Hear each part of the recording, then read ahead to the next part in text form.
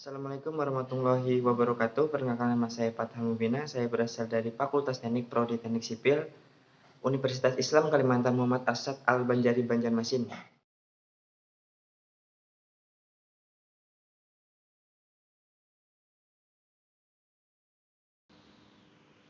Pasang surut adalah fluktuasi muka air laut sebagai fungsi waktu karena adanya gaya tarik benda-benda di langit, terutamanya matahari dan bulan terhadap massa air laut di bumi. Periode pasang surut bisa bervariasi dari suatu tempat dengan tempat lainnya. Perbedaan periode pasang surut ini biasa dikenal dengan nama tipe pasang surut. Periode di mana muka air naik disebut pasang, sedangkan periode di mana muka air laut turun disebut surut. Variasi muka air laut menimbulkan arus yang disebut arus pasang surut.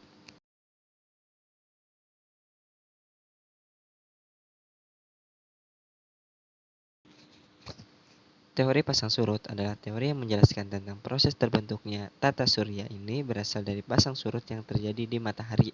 Pasang surut terjadi karena adanya bintang yang mendekat ke matahari hingga hampir bersentuhan dan bertabrakan, yang kemudian menyebabkan terjadinya pasang surut hingga material matahari ada yang tertarik keluar sehingga membentuk planet dan membentuk langit lain yang mengelilinginya. Awal mulanya teori pasang surut atau memiliki nama lain teori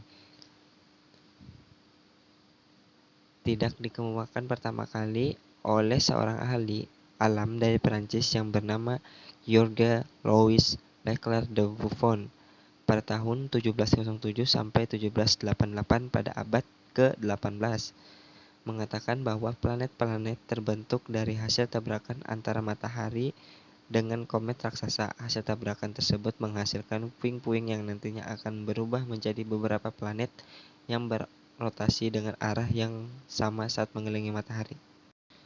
Penjelasan oleh beberapa ahli. Georges Louis Leclerc de Buffon menyatakan tata surya terbentuk dari material yang berasal dari matahari. Material tersebut tersebar di alam semesta. Hal ini disebabkan oleh terjadi tabrakan antara bintang besar yaitu matahari dengan sebuah komet. Hal inilah yang menyebabkan beberapa materi milik matahari terpental keluar. Menurut James Hopwood Jane, tata surya terbentuk karena adanya interaksi yang terjadi antara matahari dan bintang yang melewatinya. Terjadi pasang surut yang amat besar pada permukaan matahari sehingga mengakibatkan banyak materi yang terpental keluar.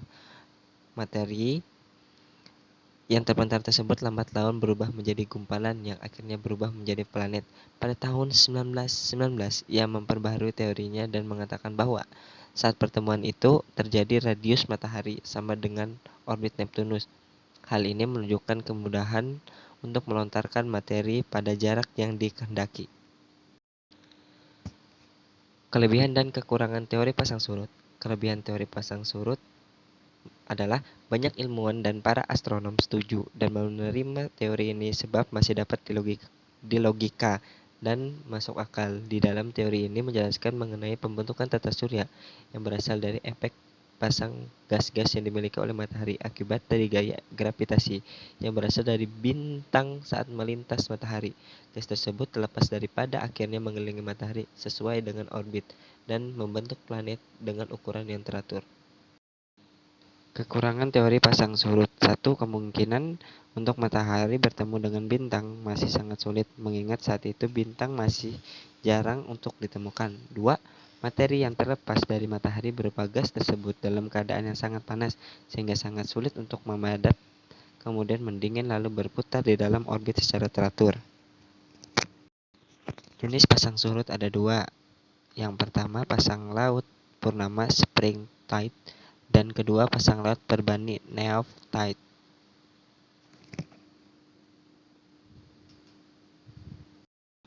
Faktor penyebab terjadinya pasang surut. Faktor-faktor yang menyebabkan terjadinya pasang surut berdasarkan teori keseimbangan adalah rotasi bumi pada sumbunya, revolusi bulan terhadap matahari, revolusi bumi terhadap matahari.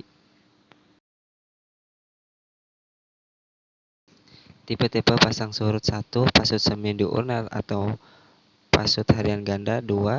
pasut diurnal, pasut harian tunggal. 3. Pasang surut campuran condong harian tunggal. 4. Pasang surut campuran condong harian ganda.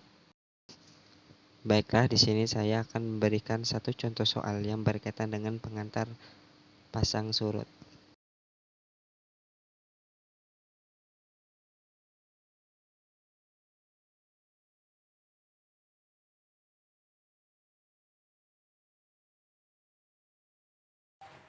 Sampai di sini dulu video dari saya.